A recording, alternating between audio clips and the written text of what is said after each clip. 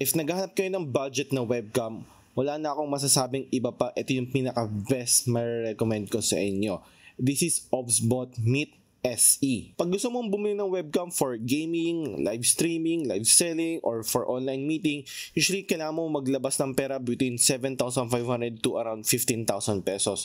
And that's usually yung mga brands like Logitech or Insta360. And this one, honestly, no, na-surprise ako sa image quality niya and yung mga AI features niya and other features.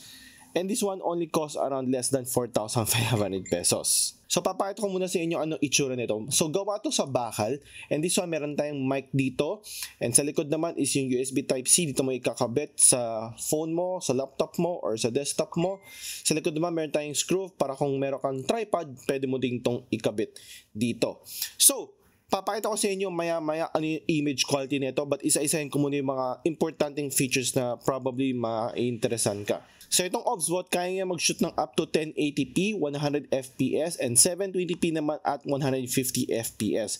Meron siyang AI features like pwede siya mag-auto framing or pwede siya mag-zoom in gamit lang yung gestures like L or high 5 or 5. Meron din siyang dual HDR ISO. So meaning nun, okay din siya for low light kasi meron siyang dual native ISO kung saan mas magiging clean yung image quality mo kahit mas madilim or mas low light siya. And like I said earlier, meron din siyang built-in noise reduction mic. Itetest din natin yan maya-maya. Plug and play lang din to. Kabit mo lang yung USB Type-C, provided yan sa packaging.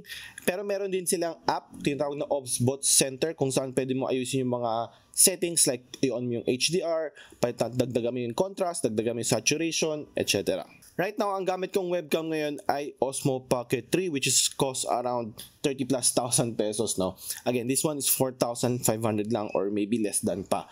So ngayon, papayata ko sa inyo yung sample video nito as a webcam. So right now, ang nakikita nyo ngayon ay galing na sa Obsbot Meet SE. Again, inuulit ko, this is only cost around less than 4,500 pesos. And the quality you get, sobrang layo and sobrang solid. So throughout this video, ang narinig yung mic is gamit kong Logitech GX, no? It's a condenser mic.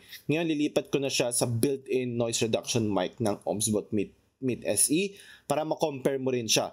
Itong GX, around more than 10,000 pesos yan. So ito, kasama niya yan sa 4,500 pesos mo. Ayan, so right now ang narinig yung mic ngayon ay galing na mismo sa built-in mic ng Obsbot Meet SE.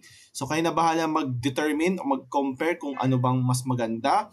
Most probably yung Logitech GX din yan, but kasi it's a different category, no? Different price point din. But hopefully itong mic na to ay pwede na, possible na for a webcam. Ngayon papakita ko kasi yung dalawang gesture na pwede mong gawin dito sa AI webcam and makikita mo gaano siya ka-responsive. So meron tayong zoom in na feature, meron din tayong auto framing na feature. So unahin ko muna yung zoom in kung saan pag lumayo ako at ginamit ko yung L, mag-zoom in siya sa akin ng almost maybe times 2. Now, balik ulit natin.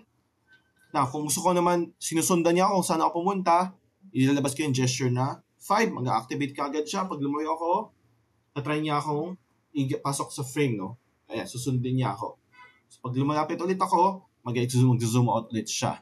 So, makikita mo gano'n ka-responsive. Yan, i-off ko na siya. So, meron din pa siya mga other features like Beautify, kung saan sa Obsbot Center, which is yung software nila, na I highly recommend na i-download nyo siya pag bumili ka nito. Pwede mo siyang i-turn on or pwede mo siyang i-turn off. Marami pang mga ibang settings na pwede mong gawin. So, highly recommended na i-download mo yung Obsbot Center niya. So, ma-recommend ko ba itong webcam na to? Yes na yes, no? 5 out of 5, 10 out of 10.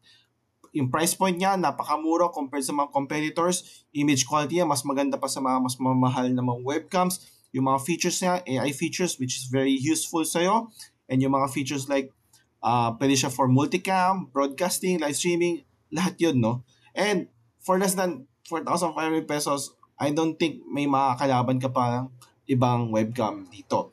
So yung 4,500 pesos, that's webcam only, no? Kung gusto mo ng additional accessories like meron siyang kasamang tripod or may kasama siyang remote, additional purchase na yun. So if interested ka, lilib ko na lang yung link somewhere down here or maybe sa description, pero mahahanap mo siya sa mga e-commerce na websites na alam naman natin kung ano yung mga yun. So yun lang, I hope na-enjoy nyo itong video. If meron pa kayong ibang mga comments or questions, leave na lang sa baba.